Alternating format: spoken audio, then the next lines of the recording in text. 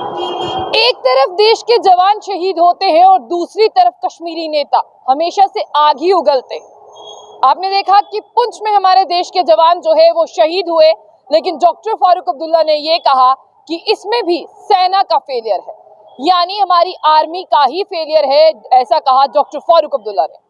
Doctor Farooq Abdullah ने हजरत बल में ईद की नमाज पढ़ी और उन्होंने अपने मुंह से जो है वो ऐसे अल्फाज उगले कि जिसे लेकर जो है वो कंट्रोवर्सी खड़ी हो चुकी है।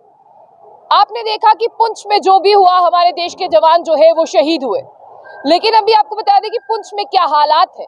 डॉक्टर फारूक अब्दुल्ला फिर भी हजरत बल में नमाज पढ़ने के बाद में बोले कि वहां पर जो है वो सेना की गलती थी। अब सेना अपनी गलती नहीं मान रही है और उल्टा वहां के लोकल लोगों को परेशान कर रही है। आप जानते हैं कि जहां पर भी आतंकवादी हमला होता है वहां पर सेना जो है वो सर्च ऑपरेशन चलाती है। क्या वहां पर कोई सबूत मिलता है? तो अभी जो सेना है वो लगातार सर्च ऑपरेशन चला रही है और सेना 24/7 जो है ये पता लगाने में चली है कि किस तरह से ये हादसा हुआ। और आपको ये भी बता दें कि एनआईए भी वहां पर जांच के लिए पहुंची है और सबूत इकट्ठा कर रही है। लेकिन कुछ कश्मीरी लीडर्स की जिस तरह से हम बात करते हैं वो हमेशा से वही बयान देते हैं जो देश के खिलाफ होता है।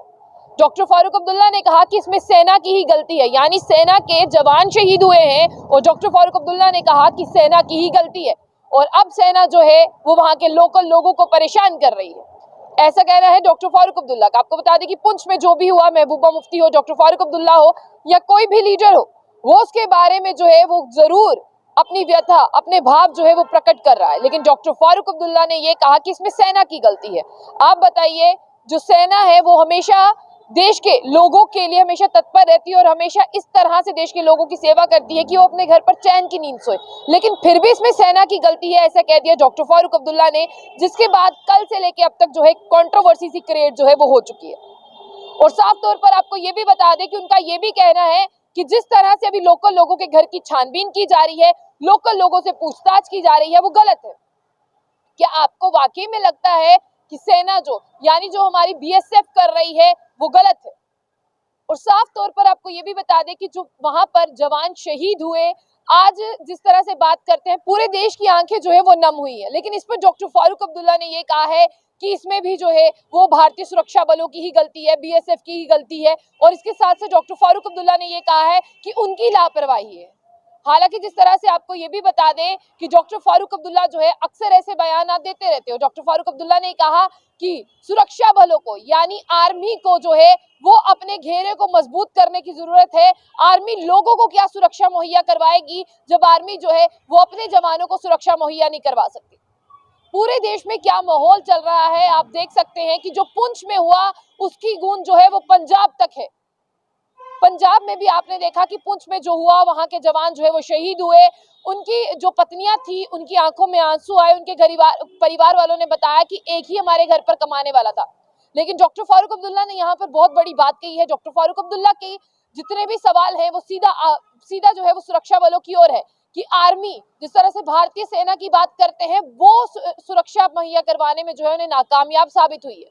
इसके बाद डॉक्टर फारूक अब्दुल्ला ने कश्मीर की जामिया मस्जिद के लिए कहा कि आज के दिन तो कश्मीर की जामिया मस्जिद को खुलना चाहिए था। हालांकि ये हर एक कश्मीरी का सवाल है कि कश्मीर की जामिया मस्जिद को क्यों नहीं खोला जा रहा, जबकि बार बार कहा जाता है सेंटर की तरफ से कि हालात सामान्य है, कश्मीर में सब कुछ सही है। अगर कश्मीर में सब कुछ सही है फिर इबादतगाह जामिया मस्जिद को क्यों बंद करके रखा गया है?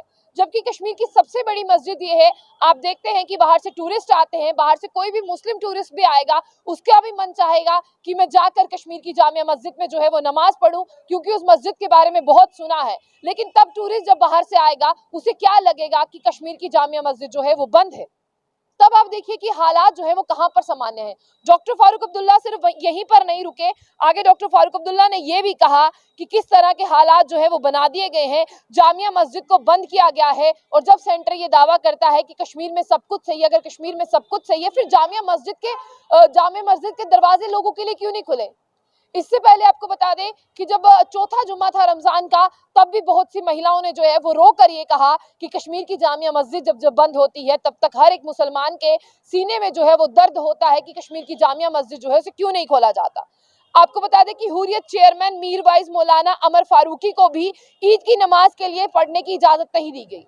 हालांकि ईद की नमाज पढ़ना हर मुसलमान का हक है। जिसने 30 रोजे रखे हैं या जिसने नहीं भी रखे हैं उसका भी हक है कि वो ईद की नमाज जो है वो ईदगाह में जाकर जो है वो अदा करे। लेकिन हुर्रियत चेयरमैन को जो ये हक नहीं दिया गया।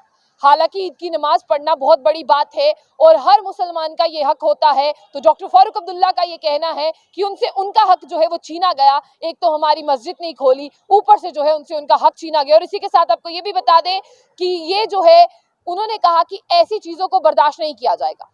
कश्मीरी लीडर्स के बयान जब जब आते हैं तब तब आप देखते हैं कि बयानात जो है सिचुएशन क्या है, बयान क्या आते हैं, लेकिन अब आप उनके बयान से किस हद तक इत्तेफाक रखते हैं। डॉक्टर फारूक अब्दुल्ला ने 3 बातों को उठाया है। एक बात है जो पुंछ में टेरर अटैक हुआ, जो जवान शहीद हुए, उन्होंने कहा कि जवानों को सिक्योरिटी मुहैया जो है वो नहीं करवा सके और जवानों को जो शहादत मिली है वो मिली है। भारतीय सेना को अपना घेरा मजबूत करना चाहिए। दूसरा उनका था कि कश्मीर की जामिया मस्जिद जो है उसे खुलना चाहिए था। और तीसरा उन्होंने यही कहा कि जो हुर्रियत के चेयरमैन है उन्हें नमाज अदा करने की इजाजत क्यों नहीं दी गई, क्यों पुलिस जो है हमेशा नमाजियों के आड़े आ जाती है, क्यों हमेशा पुलिस जो है इस तरह के काम करती है जिनसे बार बार ये कहना पड़ता है कि हमारी रिलीजियस इबादत का हक जो है वो हमसे छीना जा रहा है। डॉक्टर फारूक अब्दुल्ला के बयानों से आप कहां तक मुतमईन है उसके बारे में आप जरूर बताइएगा।